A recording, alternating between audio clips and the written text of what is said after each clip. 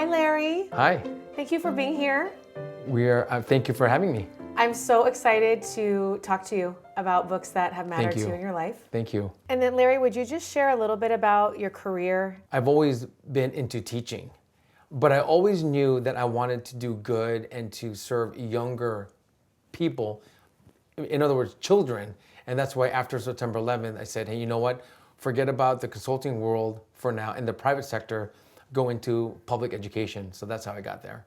I just wanted to ask if there was anything about your identity or a role that you have in your life that's important to you that you might want to share or talk about. That's a really good question. As in all identities, we're multifaceted, and I just want to be a good person, if you will. And in terms of my identity, yes, I'm a proud Filipino American. I'm an educator. I'm a husband. I am a father. I'm a friend. I'm a brother. I'm a son. I'm all these identities. My identity is part of a community where we want to empower people to self-realize their agency and their personhood without fear of retribution with politics or with a government entity or with a ideology that does not include them. And what I mean by that is I want to be kind, I want to be inclusive, I want to be empathetic, I want to be anti-racist, I want to not be homophobic.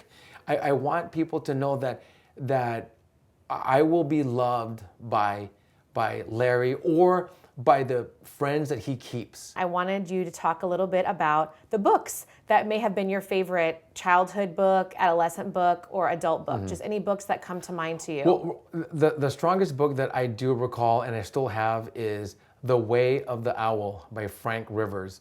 It's called The Way of the Owl, and stories about managing conflict and problems, basically. And Frank Rivers is a philosopher, and this book, you don't have to read, from the beginning to the end, but there are certain snippets where it talks to you about how to manage conflict, knowing yourself, breathing, being part of a community. I mean, it is a wonderful book, and that's something that I would highly recommend to anyone. That's the book that sustained me during my graduate program at Cal, and then just throughout being an adult, even to now. I just kind of open it up and I just kind of read 2 or 3 pages and it grounds me.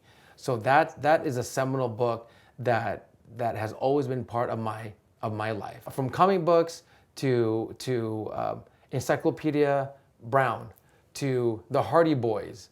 I mean, those are other series that I remember. I remember having a librarian at Whitman Elementary who would always show me these books. I mean, books are very important.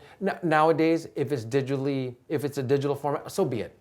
Just as long you're reading and you're analyzing. Do you remember any book that affected you when you were a teenager? In college, there was Strangers from a Different Shore by Ronald Takaki. And that is a story about the Asian American experience. And that was the first book that really opened my eyes to all different Asian ethnicities and what they went through in terms of their acculturation and their fight for equity here in the United States. I mean, it's definitely not critical race theory, right? I don't think it was coined at that time, but ethnic studies was the building block to understand our stories. And if we know our stories, we know how we got here, so that people know we do have ownership. And for them meaning the power structure, to take that away from us is irresponsible, indefensible, and it's in a spirit of injustice. And that's something that we're going to fight. So that is one of the books that really affected me during college and now thinking about these books that affected my life. If you had, I know this is hard, but if you had to pick one book, just for the purpose of our conversation, if you had to pick one book that you feel was particularly meaningful, what book would you pick? Well, you know what? Thinking about that, I would say Dare to Lead by Brene Brown. That is a book that I've read recently in the past couple of months, and the way that she authored the book, it's also engaging and inclusive and kind. Brene Brown taught me clear is kind. meaning be straight up. Because the straightforward talk that you have with people, it is deliberate and kind. You're not messing around and you don't have time to waste. It's not being mean, it's just boundaries, knowing what you want, when you want it, how you want it, and you're living your own authentic self. And that helped me actually become a better father. It helped me become a better husband, because growing up in a pretty disciplined family, there was some miscommunication that I needed to remedy, and Dare to Lead helped me with that. Can you share a little bit more about that? Like, what was the context of what was happening in your life when you read that book that made it resonate with you? That is a great question. Okay, so you know, I only know what I know. We only know what we know, right? And I didn't realize that when I'm rearing my kids, when I'm loud, for example, and passionate, the perception is yelling. And for many years, I thought I was not yelling. But talking to my wife and talking to my two kids, I can't discount what they feel. So because of that, I had to change the way I communicated. Brene Brown, for example, retaught me that you need to be intentional with your message development because it'll be perceived differently. And Rachel, my wife, has retaught me the value of the value of communication, and that's something you and I have talked about throughout our many years of friendship. Communication is key, and if I'm misinterpreted, then I'm not communicating well. So that's why that particular book resonates with me in the past couple of months. Thank you. Thank you for sharing that. If we could go back just for a moment, I wanted to ask if you have any early memories of when you first picked your own books to read. Oh, okay, yes. My earliest memory of picking my own books, do you remember the Choose Your Own Adventures?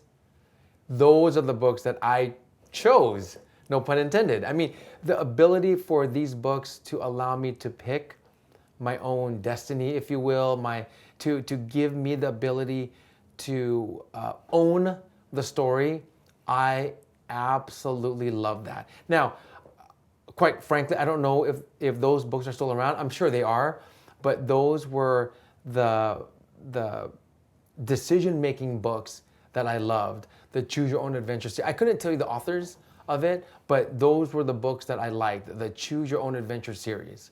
And do you remember what it was like for you when you were opening your own books, or you started reading your own books? Yes. Okay. So when I was opening my own books, you know, I was taught not to mark in them, to save them because you could reuse them, which I still kind of do sometimes. But now I've learned you could write in them, you could engage in them, you could put Post-it notes on them, you could write notes on them, and then you could still let other people read it. And then when other people read it, they could see your writing, they could see your thinking process, and you could share that. So opening my own fresh new book was special, but also opening up previously owned books or books that were given to you, like for example your parents. Generally speaking, why do books matter? You know, books matter because it enables you to look into the past and understand where you are now and how you will affect the future. I mean, that's anecdotal and that's common and corny, but it's real. I mean, can you imagine our world where we would burn books to erase history, which has been done in other countries? I mean, that is unacceptable. And as Americans, we will never allow that. And now books, like I said earlier, it's different now. We have the old school, you know, paper-based books, but now there's books online, and I have accepted that. Books are important because it enables to tell the human story and to remember, because humans could easily forget. And we need to look back at our past to see what we did psychologically and artistically so that we could further create. We could, another Star Trek, right? We could boldly go and where no one has gone before, and to be creative.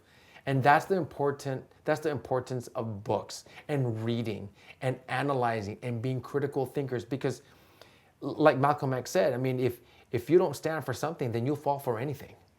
I love it. Yeah. I love it. Larry, this has been so special to be with you. Thank you for everything that you shared. Thank you for having me. This was great. It's awesome.